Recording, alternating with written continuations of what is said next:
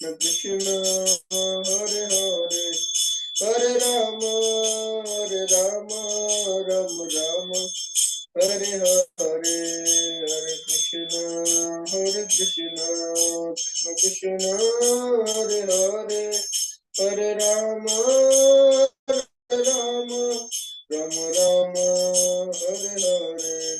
जय राधा दामोदर राधा दामोदर श्री राधे, जय राधा श्याम सुंदर राधा श्याम सुंदर श्री राधे, जय राधा माधव श्री राधे, जय राधा गोविंद श्री राधे, जय राधा रविहरि श्री राधे, जय राधा गोपीनाथ राधे, जय कृष्ण बलराम कृष्ण बलराम, जय वृंदावन धाम, जय जगन्नाथ बलदेवा सुभद्रा, जय सुदर्शन, जय गौरनिताय जय गौरनिताय, जय जय प्रभुपाद जय जय प्रभुपाद, जय जय गुरुदेव जय जय गुरुदेव, गौर हरि बोल गौर हरि बोल, निताय गौर हरि बोल निताय गौर हरि बोल। श्री हरि नाम संकीर्तन की जय, हरे कृष्ण महामंत्र की जय, श्री दामोदर अष्टकम की जय, जगत गुरु श्री प्रभुपाद जी की जय, उपस्थित भक्तवृंद की जय, निताय गौर ब्रह्मानंदे हरि हरि बोल। अनुवाद सत्यव्रत मुनि द्वारा विरचित। जिनका सर्वेश्वर सच्चिदानंद स्वरूप है, जिनके कपलों पर मकारामृत कुंडल हिल डुल रहे हैं, जो गोकुल नामक दिव्य धाम में परम शोभमायन है, जो दही भांड फोड़ने के कारण माँ यशोदा के डर से उकल से दूर दौड़ रहे हैं, किंतु जिन्हें माँ यशोदा ने उनसे भी अधिक वेग पूर्वक दौड़कर पकड़ लिया है, ऐसे भगवान दामोदर को मैं अपना विनम्र प्रणाम अर्पित करता हूँ। माँ के हाथ में लाठियां देखकर वे रोते रोते बारंबार अपनी आंखों को अपने दोनों हस्त कमलों से मसल रहे हैं। उनके नेत्र भय से विह्वल है। रुदन के आवेग से सिसकिया लेने के कारण उनके त्रिकायक्त कंठ में पड़ी हुई मोतियों की माला कंपित हो रही है।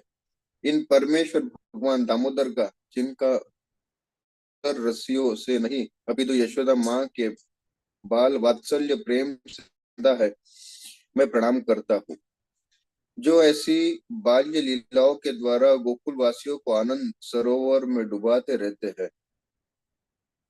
ऐश्वर्य ज्ञान से मग्न अपने भक्तों के प्रति वह तथ्य प्रकाशित करते हैं कि भय आदर के धारणाओं से मुक्त अंतरंग प्रेमी भक्तों द्वारा ही जीता जा सकता है।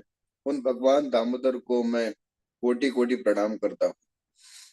हे प्रभु, यद्यपि आप हर प्रकार के वर देने में समर्थ है, तथापि मैं आपसे न तो मोक्ष द्वारा प्राप्त कोई अन्य वरदान मांगता हूँ।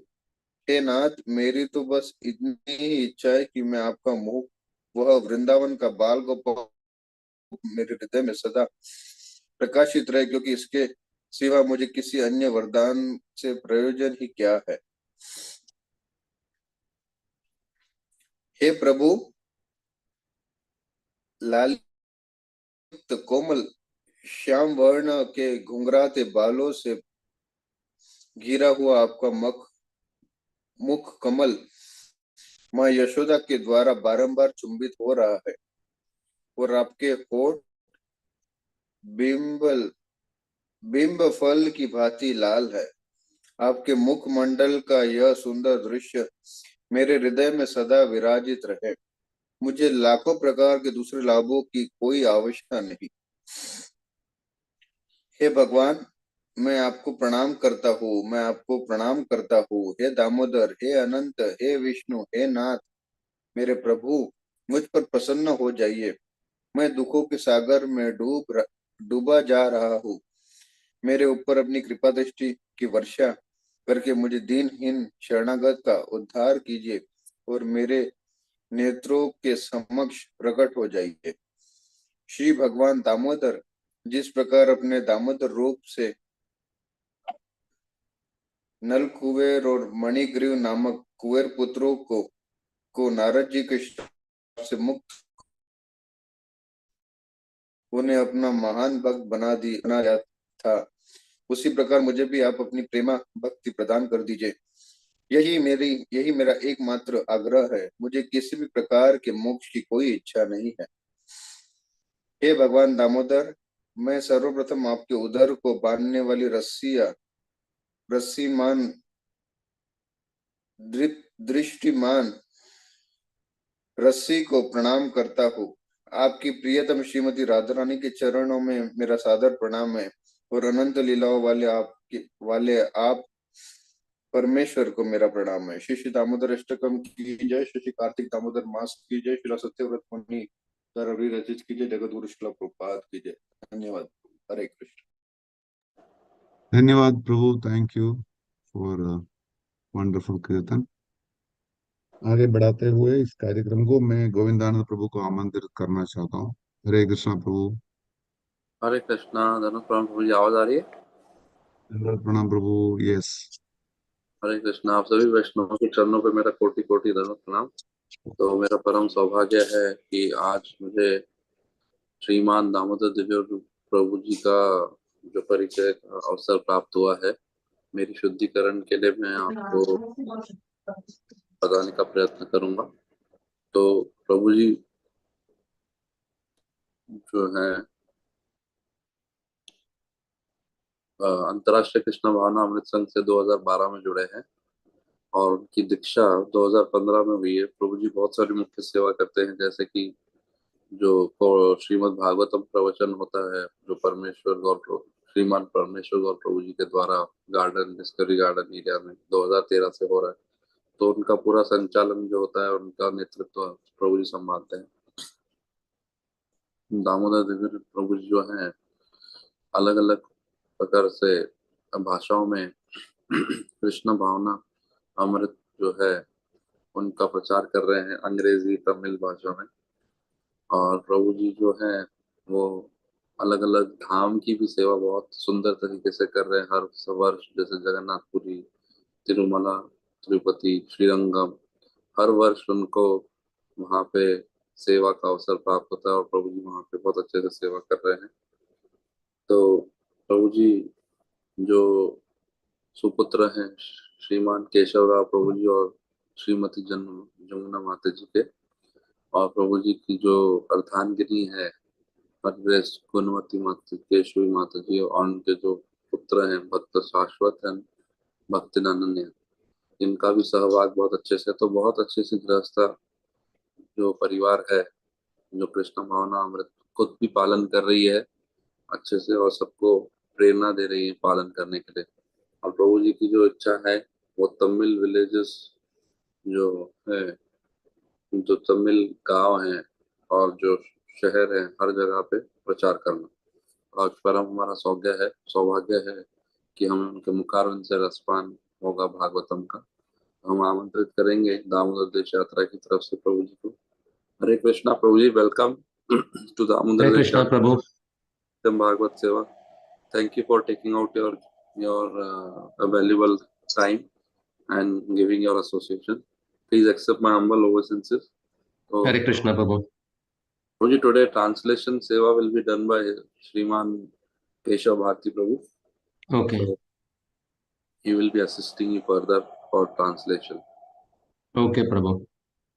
Okay. श्रीमान केशव भारती प्रभु जी, आप हैं फोरम में? हरे कृष्ण प्रभु जी। बहुत बहुत धन्यवाद for accepting seva and you can please do the needful. Thank you, Prabhu. Hare Krishna. Okay, Prabhu. Hare Krishna to all of you. Prabhu, can I start? Yes, Prabhuji. Your voice is clear. Thank you very much.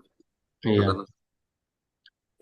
Jaya Radha Madhava Jaya Kunja Bihari Jaya Gopi Jana Vallabha Jaya Girivaradari Yashodanandana Prajajana Ranjana Yashodanandana Vrajajana Ranjana Yamuna Tira Vanachari Yamuna Tira Vanachari Jaya Radha Madhava Jaya Kunja Bihari Jaya Gopi Jana Vallabha Jaya Girivara Dari Jaya Girivara Dari Hare Krishna Krishna Krishna Hare Hare Hare Rama Rama Rama Hare Hare Hare Krishna Krishna Krishna Hare Hare Hare Ram Ram Ram Hare Hare Hare Krishna Krishna Krishna Hare Hare Hare Ram Ram Ram Hare Hare Jaya Prabhupada Jaya Prabhupada Jaya Prabhupada Jaya Gurudeva Jaya Gurudeva Jaya Gurudeva Jaya Gurudeva Nitai Gaura Hari Bol Hari Bol Hari Bol Nitai Gaura Hari Bol Shri Prabhupada ki Jai. Om Namo Bhagavate Vasudevaya Om Namo Bhagavate Vasudevaya Om Namo Bhagavate Vasudevaya Narayanam Namaskritya Naram Chaiva Narottamam Devim Saraswatim Vyasam Tato Jayam Udiraye Nashtaprayesha Bhadreshu Nityam Bhagavata Sevaya Bhagavate Uttamaśloke Bhakti Bhavati Naistiki Vam karoti vachalam pangam langayate grimyat kripataham vande Shri Gurum Dena Karanam Padmanandamadam Shri Chaitanya Ishwaram. Hare Krishna, please accept my humble obeisances. So today the topic is from 11th canto, General History, and chapter 8, the story of Pingala, and the sloka number is 11.8.15. Okay, so Hare this Krishna. is hello. Hare Krishna, Prabhuji. Can you Yeah. hear me? Yeah, please. Okay, thank you so much. Seeking your prayers, Prabhu. हरे कृष्ण. हरे कृष्ण. सभी भक्तों को मेरा विनम्र दंडवत प्रणाम. तो आज हम अध्ययन कर रहे हैं श्रीमद् भागवतम की 11वें स्कंद के से अध्याय 8 से श्लोक संख्या 15 से, जो कि ये स्कंद का नाम है सामान्य इतिहास, और पिंगला की कथा नामक हम इस अध्याय का शीर्षक है. तो इससे हम अध्ययन कर रहे हैं. So this chapter, it is basically about how the king Yadu learned about 24 gurus from Avadut Brahmana. तो ये अध्याय इस बारे में है कि किस प्रकार जो राजा यदु ने अवधूत ब्राह्मण से किस प्रकार से जो है 24 जो शिक्षा है वो प्राप्त की. So Lord Krishna is narrating the conversation which happened between Maharaja Yadu and Avaduta Brahmana to Uddhava. तो भगवान श्री कृष्ण ये स्वयं ये संवाद सुना रहे जो कि राजा यदु और अवधूत ब्राह्मण के बीच में हुआ, और यहाँ पर उद्धव जी को ये संवाद सुना रहे। So how we can utilize the rational intelligence in bhakti, so whereby we can acquire Vedic knowledge. तो किस प्रकार से हम ये जो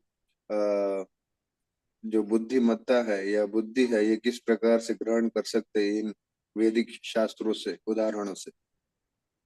Okay, so far in the previous slokas about discussed about various gurus like earth, wind, sky, water, fire, moon, pigeon, python, elephant, honeybee. So far they have discussed a lot of gurus.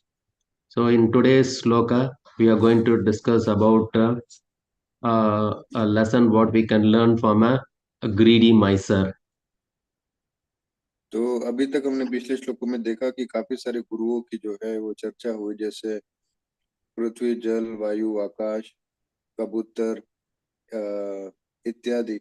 और अभी आज हम देखेंगे जो शिक्षा प्राप्त करेंगे वो किसी कंजूस व्यक्ति से जो कि बहुत लालची है। इससे हम क्या शिक्षा प्राप्त कर सकते हैं, हम आज के श्लोक में देखेंगे। So I will recite the sloka. न देयं नोपभोग्यं च लुप्तैर्यद्दुःखसञ्चितं भुङ्क्ते तदपि तच्चान्यो मधु एवार्तविन् मधु न देयं नोपभोग्यं च लुप्तैर्यद्दुःखसञ्चितं भुङ्क्ते तदपि तच्चान्यो मधु एवार्तविन् मधु. Translation and purport by His Divine Grace A.C. Bhakti Vedanta Srila Prabhupada. Jai Srila Prabhupada. A greedy person accumulates a large quantity of money with great struggle and pain, but the person who has struggled so much to acquire this wealth is not always allowed to enjoy it himself or give it in the charity to others. A greedy man is like the bee who struggles to produce large quantity of money, which is then stolen by a man who will enjoy it personally or sell it to others. No matter how carefully one hides his hard-earned money or tries to protect it, there are those who expert in detecting the whereabouts of valuable things and they will steal it. Purport. One may argue that a wealthy man can conceal his money so expertly by investing it in banks, stocks, properties, and so on, that there is no danger of threat. Only foolish people actually hide money by burying it in the ground or placing it under a mattress. But despite the fact that majority of the world's wealth has been accumulated in highly developed capitalistic countries, these countries are being severely challenged by many enemies who threaten at any moment to overrun the capitalists and steal their wealth. Similarly, we often find that children of wealthy people are kidnapped and then their parents must pay huge ransoms. Sometimes the parents themselves may also be kidnapped. Furthermore, there are so-called investment counselors who are expert in stealing the money of rich people. And in the modern age, governments have also become expert in stealing money by taxation. Thus, the word Arthavit indicates one who by hook or crook is expert in stealing the hard-earned money, wealth of other people. The bees work frantically to produce honey, but they will not enjoy the honey. As Lord Krishna says, Mrityu Sarva Araschagam. I will come as a death personified and steal everything. Somehow or other one's hard-earned material opulence will be stolen, and therefore, as mentioned in the verse, one should not work uselessly like the foolish honeybee. Hare Krishna. Prabhu, you want to read it in Hindi? Please. Yes प्रभु जी। अनुवाद और तात्पर्य श्रील प्रभुपाद तथा उनके शिष्य द्वारा। जय श्रील प्रभुपाद। लोभी व्यक्ति बहुत संघर्ष तथा कष्ट से प्रचुर मात्रा में धन एकत्र करता है, किंतु इस धन को एकत्र करने वाले व्यक्ति को इसका भोग करने या अन्यों को दान हमेशा करना नहीं दिया जाता। दान हमेशा करने नहीं दिया जाता। लोभी व्यक्ति उस मधुमक्खी के समान है जो प्रचुर मात्रा में शहद उत्पन्न करने के लिए संघर्ष करती है, किंतु इसे उस व्यक्ति द्वारा चुरा लिया जाता है जो या तो स्वयं उसका भोग करता है या अन्यों को बेच देता है। कोई चाहे कितनी सावधानी के साथ अपनी कठिन कमाई को क्यों ना छिपाए या उसकी रक्षा करने का प्रयास करे, किंतु मूल्यवान वस्तुओं का पता लगाने वाले पट्टू लोग उसे चुरा ही लेंगे। बात करिए। कोई यह तर्क कर सकता है कि धनी व्यक्ति अपने धन को बैंकों, स्टॉकों, जायदादों इस इत्यादि में लगाकर अपनी खूबी से छिपा सकता है कि चोरी का कोई खतरा नहीं रहता।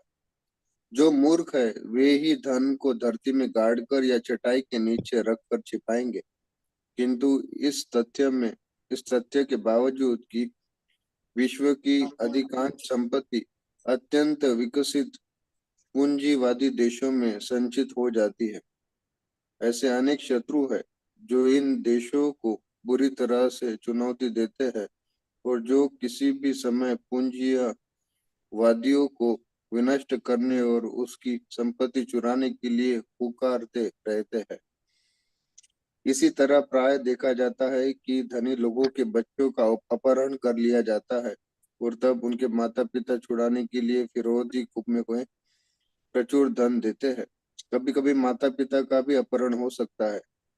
फिर कुछ तथाकथित पूंजी निवेश सलाहकार होते हैं जो धनी लोगों के धन को चुराने में दक्ष होते हैं और आधुनिक युग में जो सरकारें भी कर लगाकर धन चुराने में दक्ष बन गई है। इस प्रकार अर्थविद शब्द सूचक है उसका जो अन्य लोगों की गाढ़ी कमाई को किसी न किसी तरह चुराने में पटु है। मक्खियां शहद बनाने में जो तोड़ मेहनत करती है, किंतु उन्हें अपने शहद का भोग करने को नहीं मिलता। जैसा कि भगवान कृष्ण कहते हैं, मृत्यु सर्वहरस्याहम्, मैं साक्षात मृत्यु बनकर हर वस्तु चुरा लूंगा। भगवत गीता 10.34। मनुष्य की गाढ़ी कमाई किसी न किसी रूप में चुरा ली जाती है। अतएव जैसा कि श्लोक में उल्लेख हुआ है, मनुष्य को मूर्ख मधुमक्खी की तरह व्यर्थी परिश्रम नहीं करना चाहिए। हरे Okay, Hare Krishna. So, from this sloka, what we are going to learn, the lobby, that is a greed miser, he always accumulates wealth and keep it in a safe place. This lobby, he never enjoys by himself or he never gives दान to anyone. हरे कृष्ण। तो यहाँ पे हम लोभी व्यक्ति की चर्चा कर रहे हैं। तो लोभी व्यक्ति कठोर परिश्रम करके काफी धन प्रचुर मात्रा में एकत्रित करता है, लेकिन ऐसा देखा जाता है ना ही वो स्वयं धन का भोग करता है, ना ही उसे दान देता है। But if you look at his wealth is always utilized by others. और अपने वो धन को जो छिपा कर कई सुरक्षित जगह पर रखता है, लेकिन इसके बावजूद भी उसका जो धन है वो चुरा लिया जाता है। Similarly, if you look at the honeybees also, they collect a lot of honey with great efforts and they store it in the honeycomb. But तो इस तरह से हम देख सकते हैं कि मधुमक्खियां भी कठोर परिश्रम करके जो है मधु एकत्रित करती है और उसे वो उनके जो छत्ते में छुपा कर रखती है। But who is enjoying that honey? The honey gatherer is the one who is enjoying that honey. He knows how to steal that honey from the honeycomb.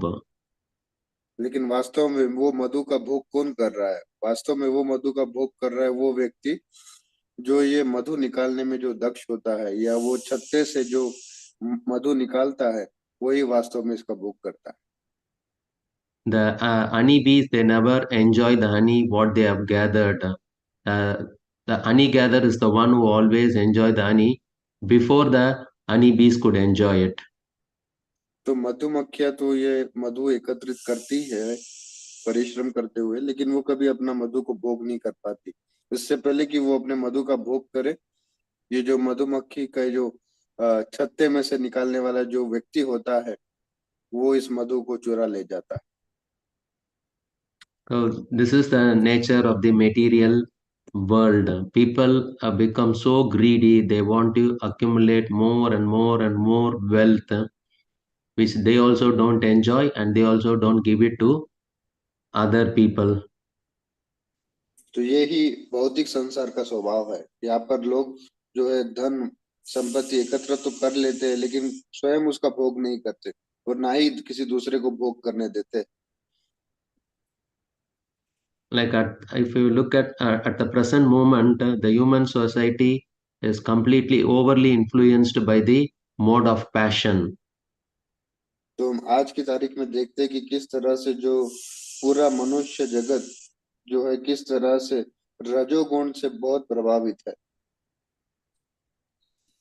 So in the purport, they have given like lot of examples how people accumulate money and how it is misappropriated by others, like how the capitalists utilize the energies of the workers. तो तात्पर्य में हम देख सकते हैं, काफी सारे उदाहरण दिए गए हमारे समझने के लिए कि किस तरह से जो एक धन संपत्ति कमाने वाला व्यक्ति है, किस तरह से जो उनके जो कर्मचारी होते हैं उनका शोषण करता है। How the governments harass the people, general public, by heavy taxation. तो किस तरह से जो सरकार है जो साधारण जनसंख्या को कर द्वारा से जो है उनको सताती है। So always the stronger section, they exploit the weaker section in the society. जो शक्तिशाली जो लोग होते हैं वो हमेशा जो शक्तिहीन लोग होते हैं या कमजोर लोग होते हैं उनका शोषण करते हैं। Prabhupada always used to quote some example like if a bag of rice, if you leave it in the street, only the other living entities like animals and birds, they take only what is required for them. But only the human being, they have the tendency to grab the whole bag and accumulate it for the future. तो शिला प्रभुपाद एक बहुत सुंदर इसमें उदाहरण देते हैं कि किस प्रकार से अगर किसी सड़क पे अगर एक चावल का जो कट्टा होता है, चावल का जो एक एक एक जो थैली होती है, वो अगर छोड़ दी जाए तो उसमें जो भी पशु और पक्षी आएंगे वो उतना ही उसमें से चावल लेंगे जितना कि उनके लिए अनिवार्य है, जितना आवश्यक है। लेकिन वही चावल जब मनुष्य देखता है तो पूरा का पूरा कट्टा या पूरा की पूरी थैली उसे ले जाता है। So this kind of grabbing tendency, or we can say a greedy nature, it is always detrimental to us. It's not good for us. तो इस तरह से जो लोभी स्वभाव है या एकत्रित करने का जो जुनून है, ये जो है हमारे पतन का कारण बनता है, इससे हमको कोई सुख नहीं मिलता। So we should be always satisfied whatever quota allotted us by the Lord. We should never become greedy.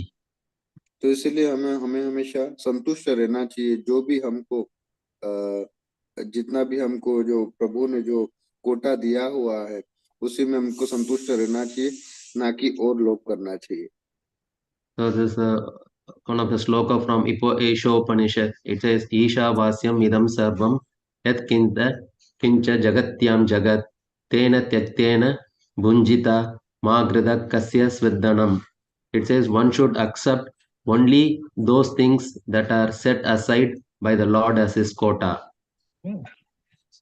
तो ईशोपनिषद में बहुत सुंदर श्लोक दिया गया है जो इसी की संस्तुति करता है कि किस प्रकार मनुष्य को वही वस्तु उतनी ही मात्रा में ग्रहण करनी चाहिए जितनी आवश्यकता हो, और अन्य वस्तु जो है दूसरों के लिए छोड़ देनी चाहिए उनके हिसाब से। और ये प्रभु की जो है वास्तविकता है, ये प्रभु का वास्तविक अरेंजमेंट या उनका वास्तविक रूप से जो उन्होंने किया हुआ है कार्य। So when we accept whatever quota given by Krishna, then we are always safe. So he तो जब knows what is the capacity of each and every individual, how we can hold it and maintain it without problem. तो इसीलिए जब हम कृष्ण के द्वारा संरचित जो वस्तु है जो है वो स्वीकार करते हैं तो हम सुरक्षित रहते हैं। अगर वो हम अपने लिए चाहेंगे तो फिर वो हमारे पतन का कारण बनती है।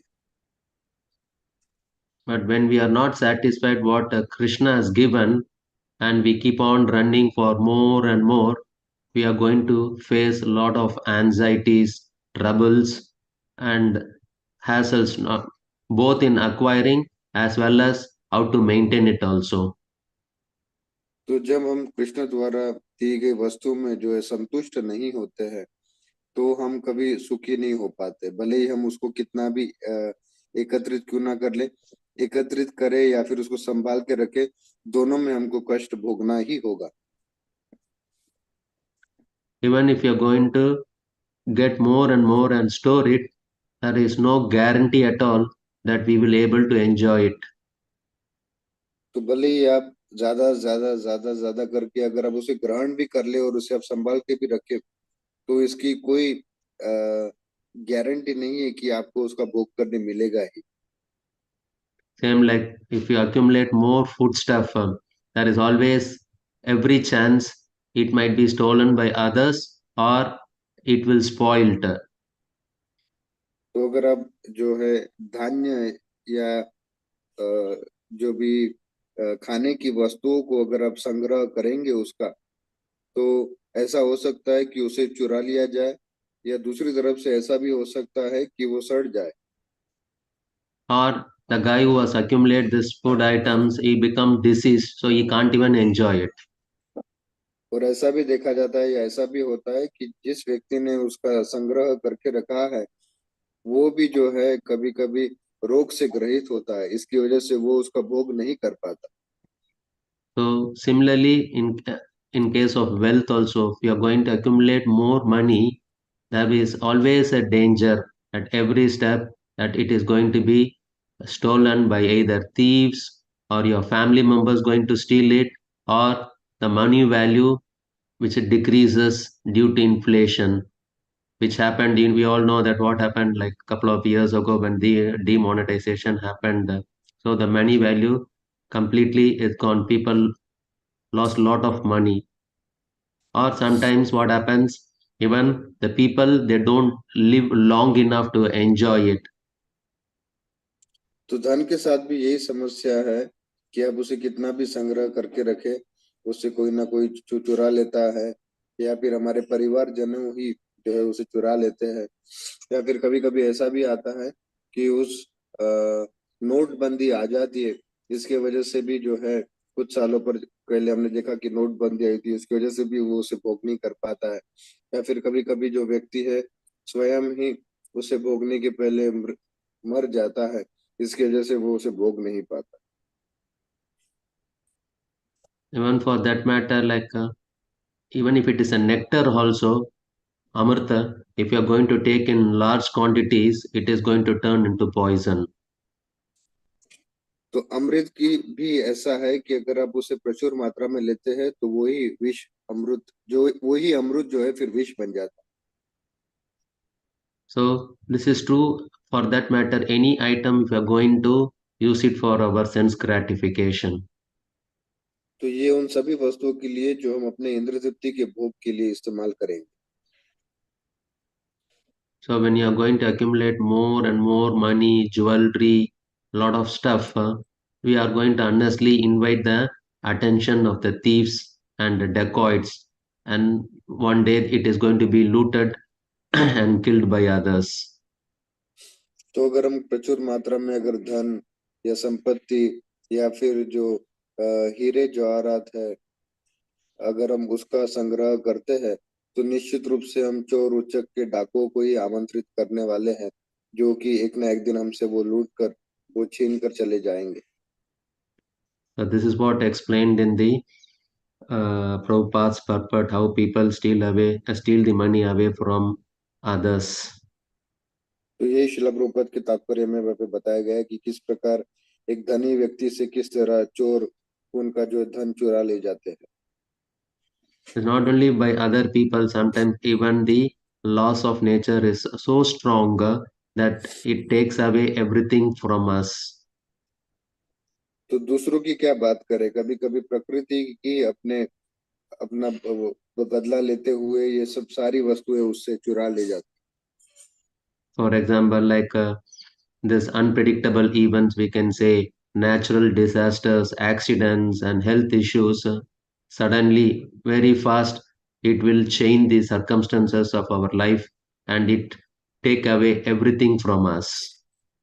तो कभी कभी हम देखते हैं कुछ अनहोनी हो जाती है, जैसे कुछ भूकंप या फिर कभी कभी हमारा जो है एक्सीडेंट हो जाता है। इससे भी जो हमारे पास की सारी वस्तुएं वो छीन ली जाती है प्रकृति द्वारा।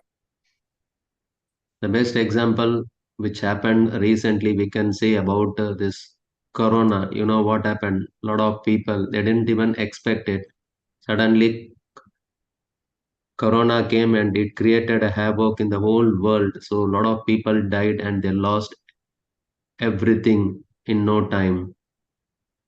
तो हाल ही में हम उदाहरण देखते कोरोना का, किस प्रकार से कोरोना की महामारी आई और किस तरह से लोगों ने अपना सब कुछ जो है उसमें गवा दिया। काफी ने अपने शरीर भी त्याग कर दिए। इसकी वजह से जो भी उन्होंने कमाया धमाया था वो सारा लूट गया या छीन लिया गया। So we should always remember that death is always inevitable, and also we should understand the transient nature of life. तो इस तरह से हम हमारे ये प्रकृति के नियम या जीवन के नियम को जान सकते हैं और साथ ही साथ में ये देख सकते हैं कि किस प्रकार से जो है मृत्यु ये जो है ये निश्चित रूप से आने वाली है और ये सब कुछ छीन के ले जाती है। So the worldly possessions is always impermanent. So we should always focus on what it truly matters for us.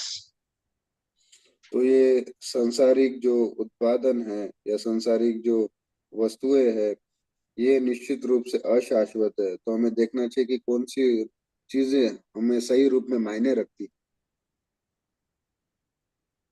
The money always, it exists in three states. One is it has to be either given in charity, or it has to be enjoyed, or it will be destroyed. तो ये जो धन है ये हमेशा तीन वस्तुओं से चलता है, या तो आप इसका भोग करें या फिर आप इसको दान करें। And what is the third thing you said Prabhu? If you either first it has to be utilized in charity, or it has to be given in charity, or it has to be utilized by the person who possesses it, or otherwise it will be destroyed. तो यहाँ पे तीन वस्तुएं प्रभु बता रहे हैं। एक तो हमें इसको दान में देना चाहिए, नहीं तो दूसरा जो है हमें अपने इसमें भोग करना चाहिए, या तीसरा जो है ये किसी और द्वारा छीन लिया जाता है। So if one does not give it in charity, he has to utilize it. Otherwise, what happens? The money, whatever he has accumulated, it will be destroyed by itself. तो अगर कोई व्यक्ति दान नहीं देता है तो वो स्वयं ही उसका भोग कर लेता है, और अगर ये भी ना कर पाए तो वो समय के अंतराल में जो है वो उसका विनाश हो जाता है। One other example we can give is, like, if the water in the lake, it should be always flowing. So then only it is the protection for it. If it is going to be stationed or stagnant, it is going to be spoiled. तो जिस तरह से हम देखते हैं सरोवर का पानी या नदी का पानी, ये जब तक बहता हो वो तो तभी तक दूसरों के काम आता है। अगर वो एक जगह एकत्रित हो जाए तो वो जो है वो सड़ जाता है पानी। So similarly, the earned money, we should always use it for charity as a good cause. That is the only protection for the wealth what we have accumulated. तो अगर आप धन की सही मायने में रक्षा करना चाहते हैं तो उसका दान दीजिए, जिससे कि जो है उसका हम सही रूप से इस्तेमाल कर पाए। Otherwise, for sure, it is going to be misappropriated by others. नहीं तो निश्चित रूप से वो किसी और द्वारा जो है उसका गलत रूप से जो है इस्तेमाल किया जाएगा। The first important thing, if you have a greed for material advancement, it is always waste of time. And secondly, it is an endless chase, so there is no end to it. तो अगर आप सांसारिक उपलब्धियों के पीछे है तो ये निश्चित रूप से पहला कि ये आपका जो है समय विनिष्ट करेगा, और दूसरा है इसका कोई अंत नहीं है। So people, they want to have more and more and more money. तो लोगों की ये इच्छा होती है कि वो ज्यादा से ज्यादा से ज्यादा से ज्यादा जो है धन एकत्रित करे। So if anybody who's really interested to make progress in spirituality, that person should avoid such kind of situation. तो जो व्यक्ति आत्म साक्षात्कार या आध्यात्मिक प्रगति करना चाहता है वो इस चीजों से हमेशा अपने आप को दूर रहे, बचा रहे। Srila Bhakti Siddhanta Saraswati Swami always points out that yes, one may ask a question, why if we want, why we cannot accumulate wealth? Yes, you can accumulate wealth. What Bhakti Siddhanta Saraswati told us, like if whatever wealth you accumulate, you have to use it for the purpose of spreading Krishna consciousness. तो शिला भक्ति सिद्धांत सरस्वती ठाकुर भी बताते हैं कि आपको धन एकत्रित करना है, इसमें कोई गलत बात नहीं है, लेकिन आप धन एकत्रित कीजिए और उसे कृष्ण भावना भावित आंदोलन के प्रचार में लगाइए। ये सही रूप से अगर आप ऐसा करेंगे तो आप धन एकत्रित जरूर कीजिए। So this is what we call it as Yukta Vairagya, or using everything in the service of Krishna. तो इसी को हम युक्त वैराग्य कहते हैं, जो कि हम हर तरह से जो है कृष्ण की सेवा में उसका इस्तेमाल करते हैं। So instead of accumulating and over storing the money, we should make the right use of the wealth in the service of the Lord. तो इससे अच्छा है कि हम वो धन संपत्ति अपने आप के भोग के लिए इस्तेमाल करें या उसे संभाल के रखें। हमें एक अच्छे कारण के लिए उसका इस्तेमाल अवश्य करना चाहिए। In the previous slokas, there were discussed about two types of honeybees. One is called Brahmara and the other one is called Makshika. तो पिछले श्लोकों में हमने देखा दो प्रकार की मधुमक्खियों का वर्णन है, एक तो ब्रह्मरा और दूसरी है मक्षिका। So Makshika honeybee, it goes from flower to flower to take honey, and and the Makshika is honeybee which accumulates more and more honeybee in the beehive with a great attachment. So can you please repeat this statement? This Brahmara, there are two types of honeybees. One is called Brahmara. That honeybee, it goes from flower to flower and it takes honey what is really required for it. But whereas that another honeybee called Makshika, it has got the propensity that it goes and it keeps on accumulating the honey in the honeycomb with a lot of attachment towards it. तो दो प्रकार की मधुमक्खियों का वर्णन किया गया इसके पहले के श्लोक में। पहली तो है जो है वो भ्रमरा। तो भ्रमरा मधुमक्खी हर फूल में जाके उतना ही मधु एकत्रित करती है जितना आवश्यक होता है और उससे अनासक्त होती है। दूसरी होती है मक्षिका। मक्षिका मधुमक्खी वो मधुमक्खी है जो हर फूल में जाकर जो है मधु एकत्रित करती है और उससे अपने छत्ते में संभाल कर रखती है और उसमें काफी आसक्त भी होती है। So we should always aspire to be like a Brahmara bee, not like a Makshika bee. तो हमको हमेशा ये भ्रमरा जो मधुमक्खी है उसकी तरह बनने का प्रयास करना चाहिए, ना कि मक्षिका मधुमक्खी की तरह। So otherwise, if you are going to be like Makshika bee, we are going to ruin our existence. तो अगर हम मक्षिका मधुमक्खी की तरह अगर हम बनने का प्रयास करेंगे तो हम हमारा जो जीवन है वो बिगाड़ देंगे। So we should be always satisfied whatever means of life comes automatically. तो इसीलिए हमको हमेशा संतुष्ट रहना चाहिए, जो भी हमारे पास आए उसमें हमको संतुष्ट रहना चाहिए। So a sadhaka should learn not to be greedy. तो एक साधक की तरह हमको ये शिक्षा लेनी चाहिए कि हमको एक लोभी व्यक्ति जैसा नहीं बनना चाहिए। So the lesson what we should learn from this sloka, we should know how to lead a balanced and contented life. तो हम इस श्लोक से शिक्षा ले सकते हैं किस तरह से हम हमारा जो धन है, हमारा जीवन है, वो संतुलित बनाए रखें। And we should focus on what is really essential for our spiritual growth. और हमारा जो है पूर्ण ध्यान वहां पर केंद्रित करना चाहिए कि जहाँ से हमारी आध्यात्मिक प्रगति हो सके। And we should avoid unnecessarily attachments which can distract from the path of self-realization.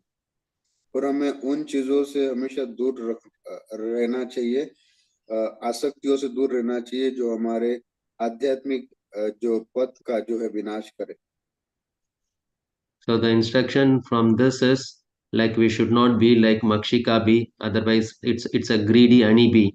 Otherwise it will be destroyed along with the hoard of honey what it has accumulated. So same thing will happen for us also. तो इस तरह से हमको शिक्षा लेनी चाहिए मक्षी का मधुमक्खी की से कि अगर हम उसकी तरह ही अगर अपना मधु जो है एकत्रित करके रखेंगे तो वो हमारा विनाश का कारण बनेगा, क्योंकि कोई और ले जाएगा। तो ये हमको शिक्षा इनसे लेनी चाहिए। So we'll move on to next sloka. तो अभी हम दूसरे श्लोक की ओर बढ़ेंगे। 11.8.16. सुदुःखो पार्जितैर्वित्तैर् आशासानां गृहाशिषैः मधु एवाग्रतो भुङ्क्ते यतिर्वैग्रहमेदिनाम्. सुदुःखो पार्जितैर्वित्तैर् आशानां गृहाशिषः मधु एवाग्रतो भुङ्क्ते यतिर्वैग्रहमेदिनाम्. Translation purport by His Divine Grace A.C. Bhakti Vedanta Srila Prabhupada. Just as a hunter takes away the honey laboriously produced by the honeybees, similarly, saintly mendicants such as brahmacharis and sannyasis are entitled to enjoy the property painstakingly accumulated by householders dedicated to family enjoyment. Purport. The scriptures state saintly mendicants in the sannyasi order of life and brahmacharis have first right to enjoy the sumptuous foods produced by the householders. If the householders enjoy such foodstuffs without first offering them in charity to the mendicants, such neglectful householders must undergo the lunar fast called Chandrayanam. In family life, one must overcome the natural tendency toward selfishness by giving abundant charity. Modern society foolishly does not observe such Vedic injunctions. As a result, the worldly has become overrun by envious Grahamedis or persons wholly and solely dedicated to personal gratification in family. Therefore, the whole world is seized in an uncontrollable spasm of violence and suffering. If one wants to live peacefully, one must follow the Vedic injunctions regulating family life. Although the householders work very hard to accumulate money, the saintly sannyasis and brahmacharis have the right to first enjoy the fruits of such labor. The conclusion is that one should give first priority to spiritual advancement in Krishna consciousness and thus perfect one's life. Then, even without personal endeavor, one will be supplied of all all of one necessities by the mercy of the personality of Godhead. Hare Krishna.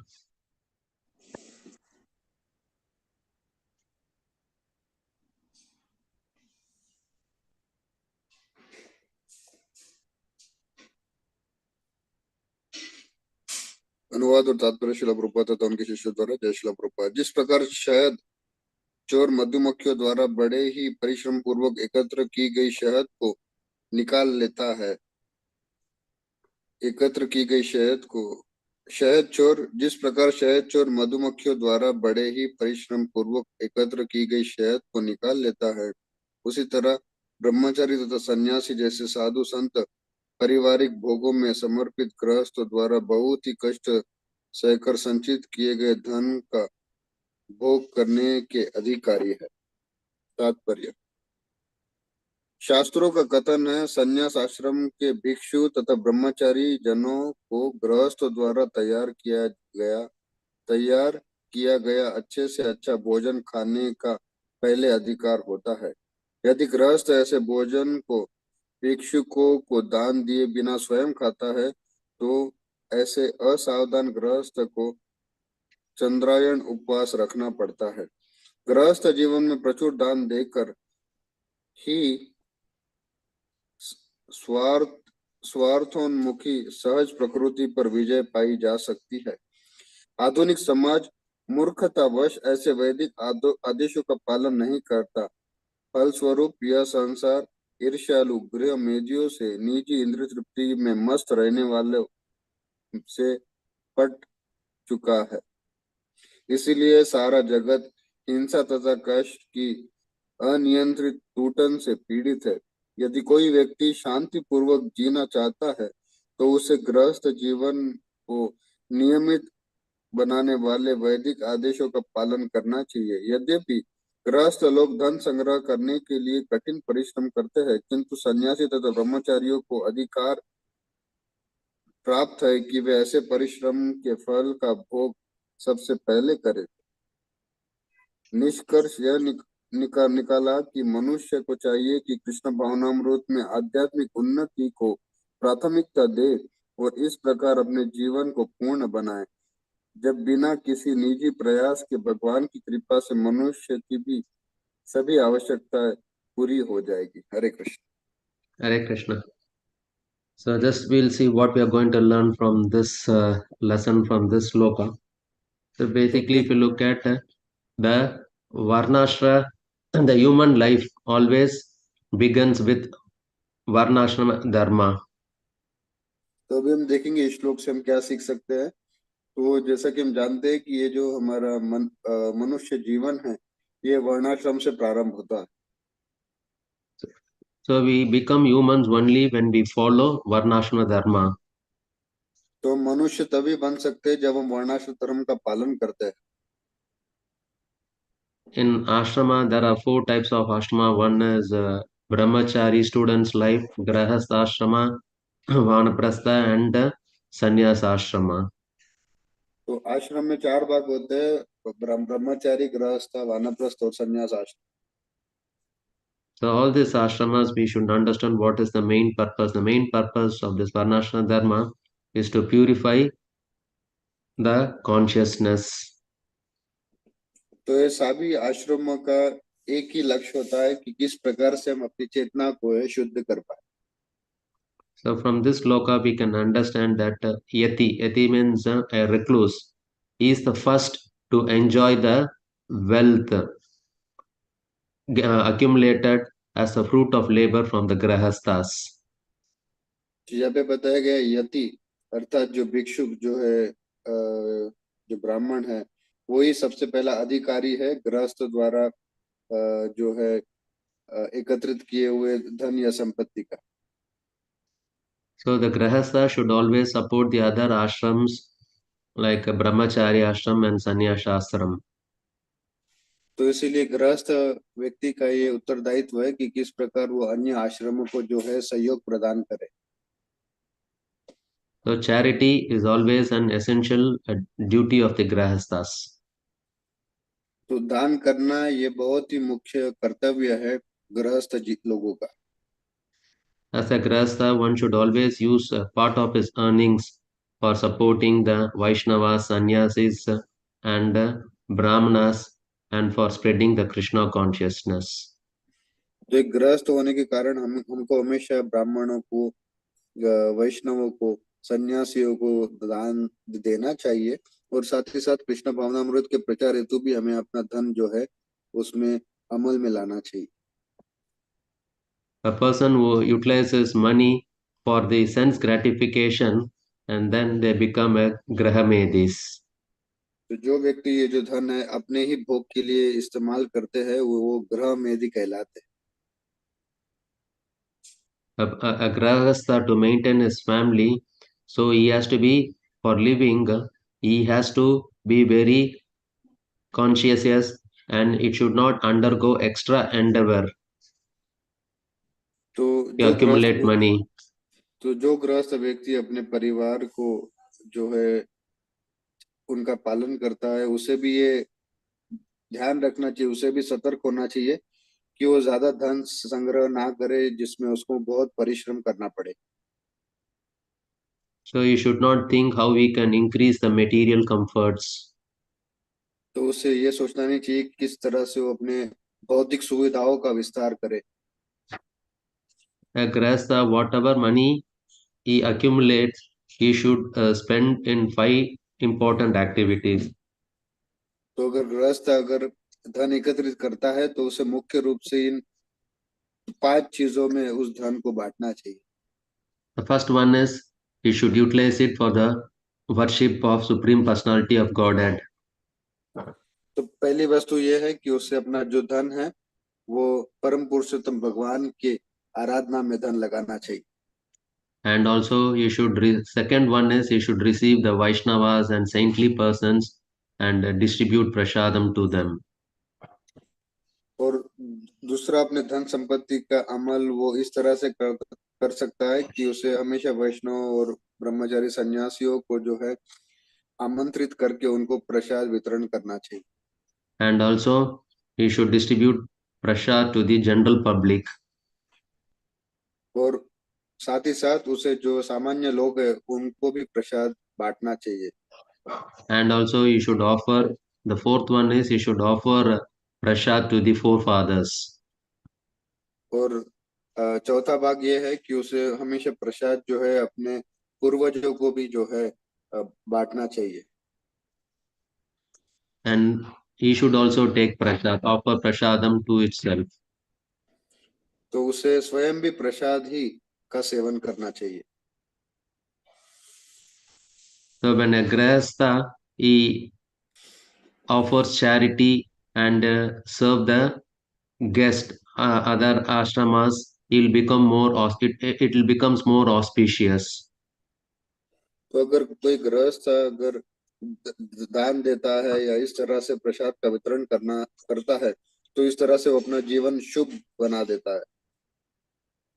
The grahastha always makes spiritual advancement by giving charity to the other ashramas. तो जो गृहस्थ है वो अपना जीवन जो है वो शुद्ध करता है या आध्यात्मिक बनाता है दान करते हुए अन्य दूसरे आश्रम को। Even the Sanatana Dharma, what it says is, alms given to the like mendicants is a part of the householder's duty. तो सनातन धर्म में ये भी कहा गया है कि जो भिक्षा हम भिक्षुकों को देते हैं तो उससे जो है हमारा जो जीवन शुद्ध होता है और साथ ही साथ ये उनका एक मुख्य कर्तव्य है गृहस्थों। The scriptures, what it advises is that we should always treat the mendicants as our family children, and we should provide them everything before it being asked from by them. तो शास्त्र हमको ये भी बताते हैं कि हमको इन भिक्षुकों को या इन ब्राह्मणों को अपने संतानों के की तरह इनका पालन पोषण करना चाहिए। हमसे पहले ये सारी चीजों का अधिकार उनको देना चाहिए। So we should always, as a grahastha, whenever we have any sannyasis or any brahmacharis, so we should accommodate them and we should treat them nicely. तो इस तरह से गृहस्थ होने का हमारा भी एक कर्तव्य है कि जब भी हमको ब्रह्मचारी या ब्राह्मण या सन्यासी दिखे उनको हमेशा हमको हमारे घर में लाकर उनको ठीक तरह से उनकी सेवा करनी चाहिए। And we should also give them charity, so it will be utilized for the for propagation of Krishna consciousness. और उनके साथ उचित आचरण भी करना चाहिए और साथ ही साथ हमको उनको दान देना चाहिए ताकि हम कृष्ण भावनामृत में प्रचार के लिए कुछ सहयोग प्रदान कर सकें। So this will also help us to progress in Krishna consciousness. और ये हमको बहुत ही सहायक बनेगा कृष्ण भावनामृत में प्रगति करने हेतु। So from this sloka, the instruction what we receive from this honey thief is like how he steals the honey collected with the great efforts by the honeybee. So the same a person who is in the renounced order of life, he has got all the privilege of enjoying it before anyone else. The food and other valuable things are purchased by the hard-earned money of the householders. तो इस श्लोक से हम ये देख सकते हैं, ये सीख सकते हैं कि किस प्रकार जो मधुमक्खियों का मधु होता है वो पहले उसके जो उसे चुराने वाले का उसके ऊपर पहले अधिकार होता है या वो अधिकार जमाता है। ठीक उसी प्रकार भी जो व्यक्ति जो है ब्राह्मण वैष्णव या सन्यासी गण है जो कि ये गृहस्थ जीवन से अलग है, जो व्यक्ति इनमें है तो उनका भी पहला अधिकार है गृहस्थ द्वारा जो वस्तुएं निर्मित है, धन संपत्ति या अन्य आभूषण या खाना प्रसाद इत्यादि, तो इस पे उनका पहले स्वयं का उन ब्राह्मणों वैष्णव या सन्यासियों का अधिकार होता है। Okay, Prabhu, it's time up. Hare Krishna, I end up here. Any questions? हरे कृष्णा प्रभु, बहुत बहुत धन्यवाद। इस ग्रेस दामोदर दिव्य रूपा प्रभु की जय, श्रीला प्रभुपाद की जय। हरे बहुत कृष्ण। सुंदर, बहुत सुंदर कथा प्रभु। आपने जैसे हनी बी का जो क्या हमको शिक्षा प्राप्त कर सकते हैं हमारे कृष्ण भावना अमृत जीवन में, और गृहस्थ जीवन का क्या लक्ष्य है, और कैसे हमको दान करना चाहिए, वो 5 प्रकार का आपने बताया। और वो दान करने से क्या हमारे जीवन में क्या क्या फायदा मिलती है, या हमारा मुख्य लक्ष्य वही होना चाहिए, इकट्ठा करके गृह मेदी नहीं बनना है, हमको गृहस्थ आश्रम का पालन करना है, वो भी आपने बताया। बहुत बहुत धन्यवाद। तो कोई भक्त का कुछ प्रश्न है, कुछ टिप्पणी है तो आप कृपया प्रभु से प्रश्न कर सकते हैं। और केशव भारती प्रभु, आपने सुंदर तरीके से अनुवाद भी किया, बहुत बहुत धन्यवाद। Thanks, Keshav Bhati Prabhu, for translating. किसी का कुछ प्रश्न है या आप? हरे कृष्ण प्रभु। यस प्रणाम। I will ask in Hindi and Prabhu ji will translate them.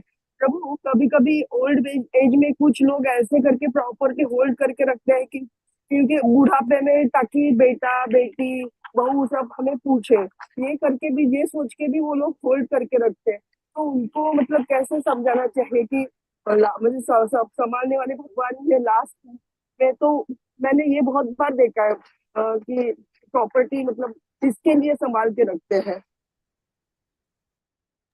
Keshav Bharti Prabhu. Hare Krishna Prabhuji, I will repeat the question in English. Mataji has raised a question that sometimes we have seen that many senior citizens, they hold on to their properties and wealth and so on with them, thinking that since they have their property and money and everything, so because of that their children will always respect them, or their children will always oblige to them. So is it okay that they are holding this for this reason, so that their children will always come back to them? So please enlighten. Prabhu, see, this is again people, it means people, they have not understood what is the purpose of life.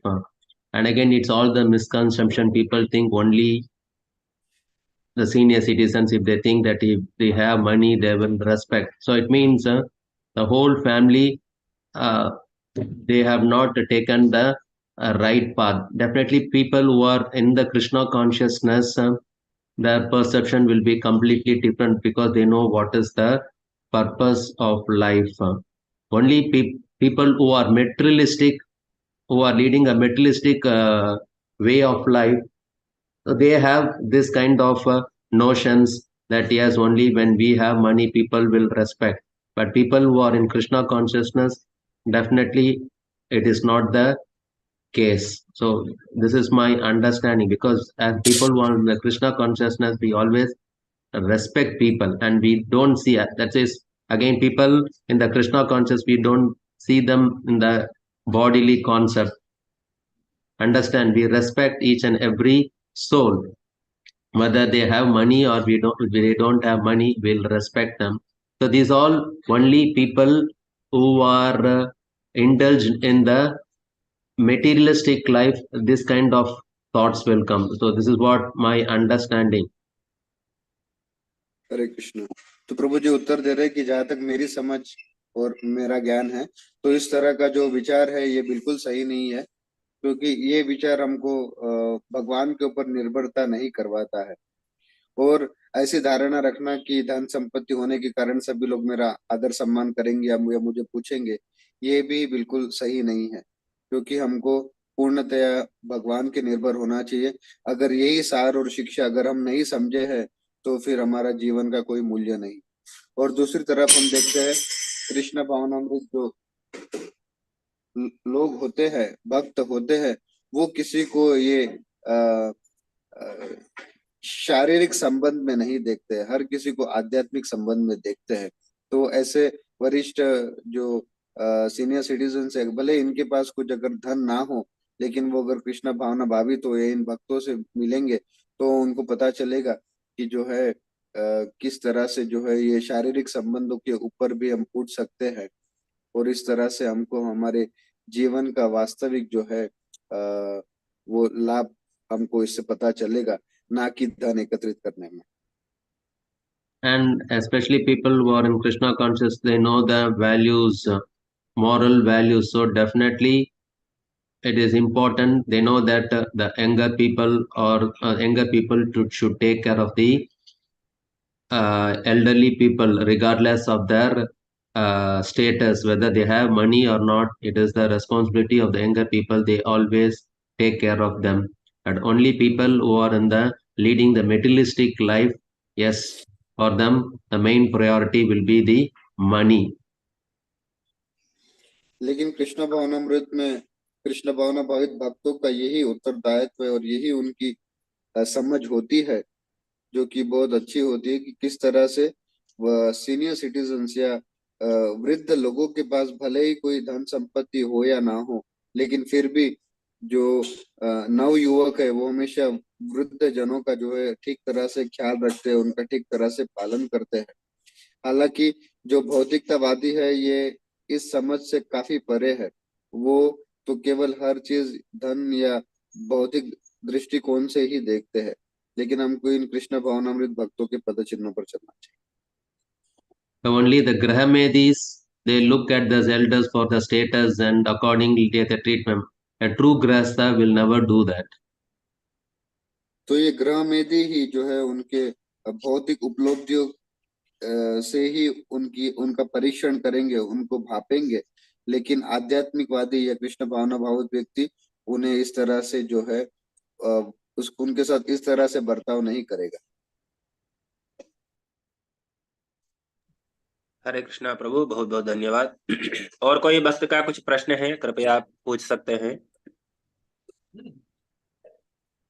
Sevanand प्रभु ने chat box में एक सुंदर कमेंट किए हैं। हरे कृष्णा प्रभु जी, very nice class and timely also, as we are having Kirtan Rasa on 1, 2, 3 December, please support generously.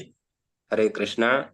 तो सेवानंद प्रभु ने याद भी दिलाया है, तो जैसे श्रीवल्लभ प्रभु ने भी बताए थे, जैसे बड़ा एक त्योहार है दामोदर देश यात्रा का, तो आप कृपया उसमें भी दान देकर सपोर्ट कर सकते हैं। हरे कृष्णा। कोई भक्त का प्रश्न है? Last call. Hare Krishna.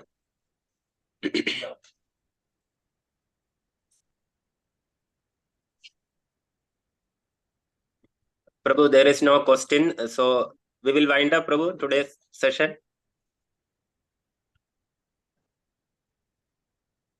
So, Prabhu, please accept our humble obeisances. Pancha kalpatarudhya kripa अनंत कोटि वैष्णव वृंद की जय। श्रीमान दामोदर दिव्य रूप प्रभु की जय। श्रील प्रभुपाद की जय। की जय। Thank you so much, Prabhu. Wonderful session. Yeah. Keshav Bharati Prabhu for the wonderful translation. Thank you so much. Once Hare again, Krishna. thanks for Keshav Bhati Prabhu for translating the entire session, Prabhu. Hare Krishna. Hare Krishna Prabhu, thank you. तो मैं अभी जय गोविंद प्रभु को आमंत्रित करता हूँ। दामोदर देश यात्रा की तरफ से कुछ घोषणा है तो आप कृपया प्रस्तुत कर सकते हैं। Hare Krishna.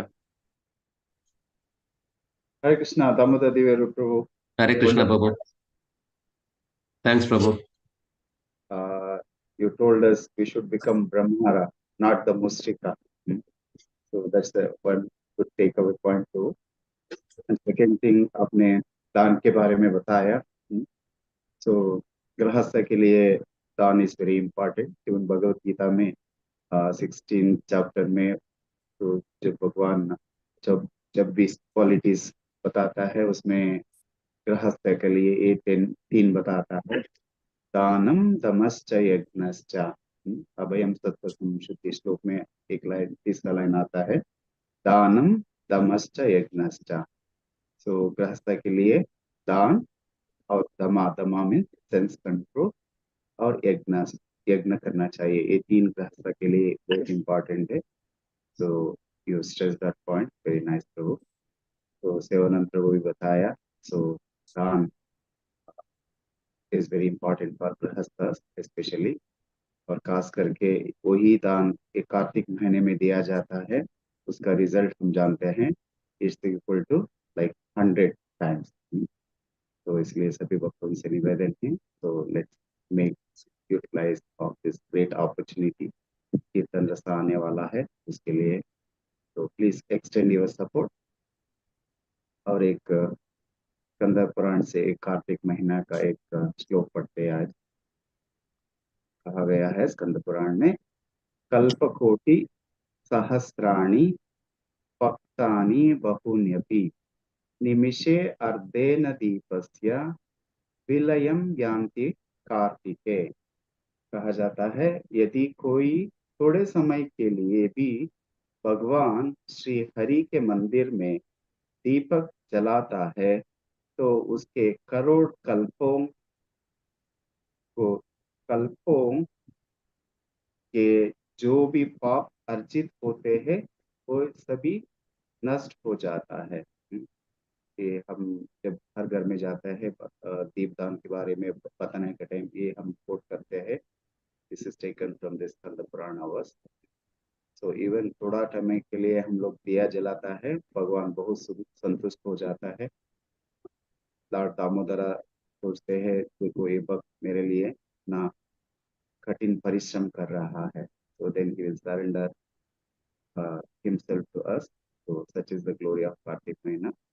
So let's do Damodar Shakam every day.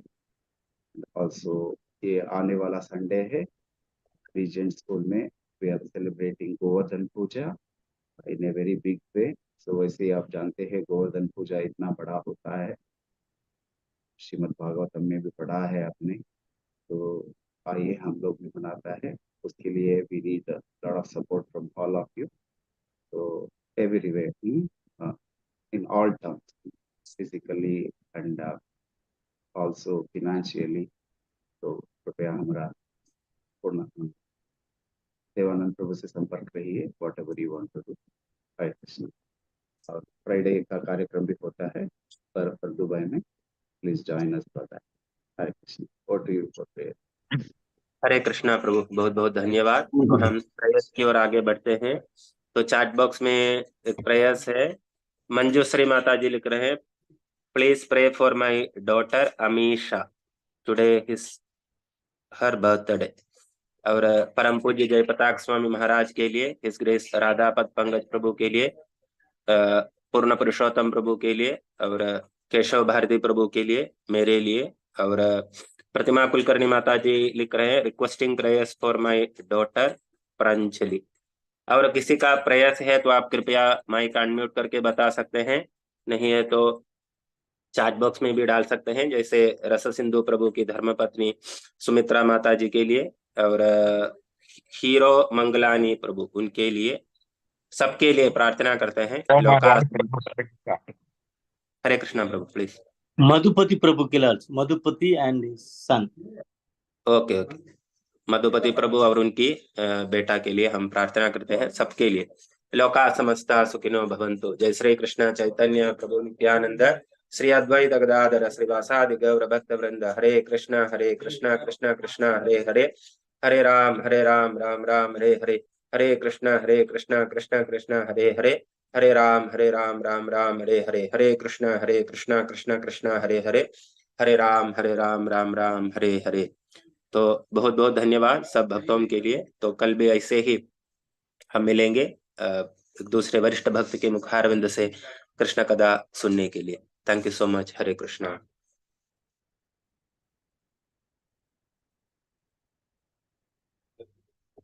Hare Krishna. Subhash Prabhu, you can and the session.